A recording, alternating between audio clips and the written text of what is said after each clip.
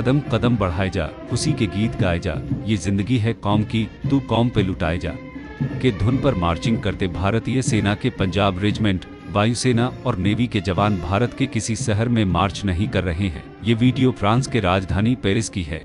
प्रधानमंत्री नरेंद्र मोदी 13 से 14 जुलाई 2023 को फ्रांस का दौरा करेंगे। वह बेस्टिल डे परेड में सम्मानित अतिथि होंगे, जो फ्रांस का राष्ट्रीय दिवस है। भारत के ये मार्चिंग कंटिजेंट उसी की तैयारी में लगे हैं।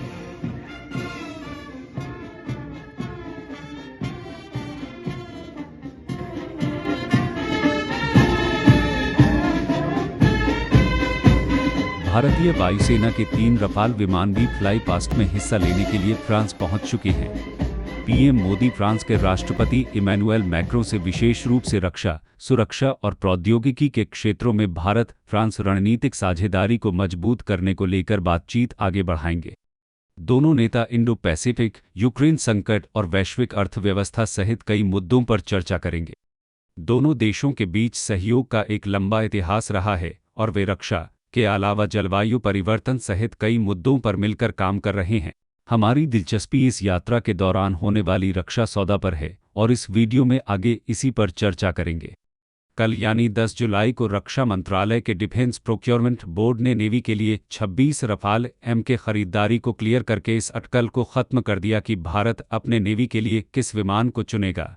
अब इस बात की प्रबल संभावना है कि भारत और फ्रांस के बीच इस विमान के खरीद को लेकर कुछ सहमति बने। रफाल ने अमेरिकी विमान F-18 को हराकर इस प्रतिस्पर्धा को जीता है।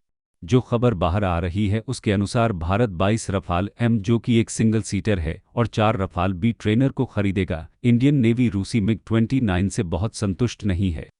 ये विमान स्वदेश में ही निर्मित INS विक्रांत और रूस से खरीदे गए INS विक्रमादित्य से ऑपरेट करेगी।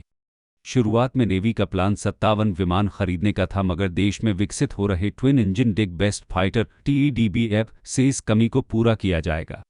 रफाल एम और वायुसेना द्वारा इस्तेमाल किया जा रहा रफाल विमान 80% एक समान है, जिससे इसके मेंटेनेंस में आसानी होगी और ये कारण भी इस विमान के चयन की एक वजह है। रफाल एक बहुत ही उन्नत विमान है और भारतीय नौसेना में इसके शामिल होने से नेवी की ताकत में अभूतपूर्व इजाफा होगा।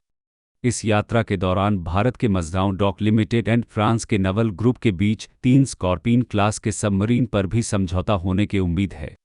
मज़गांव डॉक पहले से ही इसी क्लास के सबमरीन के निर्माण में लगा है और ये ऑर्डर प्रोजेक्ट 75 के तहत 2005 में दिया गया था, जिसमें 6 सबमरीन का निर्माण होना था। समझौते के तहत सभी सबमरीन को 2012 से 2017 के बीच नेवी में कमीशन होना था, मगर इस प्रोजेक्ट के कार्यान्वयन में 5 साल का विलंब हुआ और पहला सबमरीन INS कलवरी 2017 में सेना में शामिल किया गया। इसी कारण इस सबमरीन को कलवरी क्लास सबमरीन भी कहते हैं। अभी तक नौसेना में 5 सबमरीन को नेवी में कमीशन किया जा चुका है और आखिरी सबमरीन INS वागशीर अभी सी ट्रायल में है। अगर सब कुछ ठीक रहा तो 2024 के शुरुआत में इसे नेवी में कमीशन कर दिया जाएगा। भारत को इस समझौते की ज़रूरत इसलिए पड़ी कि भारत की स्कॉर्पियन क्लास के सबमरीन के अलावा सारे डीजल इलेक्ट्रिक सबमरीन पुरानी हो चुकी है। कलवरी क्लास सबमरीन एक डीजल इलेक्ट्रिक सबमरीन है। हिंद महासागर में चीन अपने क्षमता का विस्तार कर रहा है और हमें उसे काउंटर करने के लिए अपने सबमरीन के फ्लीट को बढ़ाना होगा, जबकि हकीकत इसके उलट है। भारत के 6 और डीजल इलेक्ट्रिक सबमरीन खरीदने की योजना प्रोजेक्ट 75I में विलंब चल रहा है। नेवी को जो टेक्नोलॉजी इसमें चाहिए उसके लिए पार्टनर का चुनाव अभी होना है। मज़गांव डॉक 6 सबमरीन का अपना ऑर्डर लगभग पूरा कर चुका है। अरबों डॉलर के लागत से बनी इंफ्रास्ट्रक्चर अभी खाली पड़ा है। ये ऑर्डर नेवी को जल्दी से 3 और सबमरीन दिला सकती है और ये किफ़ायती भी होगा क्योंकि इसमें लगने वाला इंफ्रास्ट्रक्चर और सिस्टम पहले से मौजूद है। मेरे अनुसार ये फैसला बहुत ही अच्छा है। मीडिया के कुछ वर्ग में एक और समझौता को लेकर उत्सुकता है।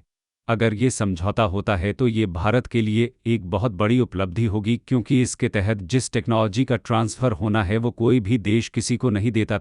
मीडिया रिपोर्ट के अनुसार ये कहा जा रहा है कि फ्रांस ने अपने कंपनी सफ्रान को भारत के साथ इंजन प्रौद्योगिकी साझा करने की अनुमति दे दी है और सफ्रान एक पूरी तरह से नया इंजन पेश कर रहा है, जो कि भारत के साथ मिलकर भारत के ज़रूरत के अनुसार बनाया जाएगा और इसे देश में ही बन रहे अमका MK2 के स्टील्थ और पावर की आवश्यकताओं का अनुपालन करेगा। कथित तौर पर अनुबंध पर हस्ताक्षर होने से इंजन की डिलीवरी में 10 साल लगेंगे। अगर ये समझौता पर सहमति बनती है तो मैं इस विषय पर एक डिटेल वीडियो लाऊंगा। तब तक के लिए धन्यवाद। अगर आपको इस वीडियो का कंटेंट पसंद आया तो हमारे वीडियो को लाइक और शेयर करें, और हाँ, सब्सक्राइब करके बेल आइकॉन दबाना निश्चित ही न भूलें। हम इस चैनल पर कंटेंट बहुत रिसर्च करके लाते हैं और तथ्य के साथ कोई समझौता नहीं करते। अगर आप किसी खास विषय पर जानकारी चाहते हैं तो कमेंट में लिखकर बताएं या डिस्क्रिप्शन पर दिए ईमेल आईडी पर ईमेल करें। ट्विटर पर फॉलो करें और हमारे परिवार का हिस्सा बने।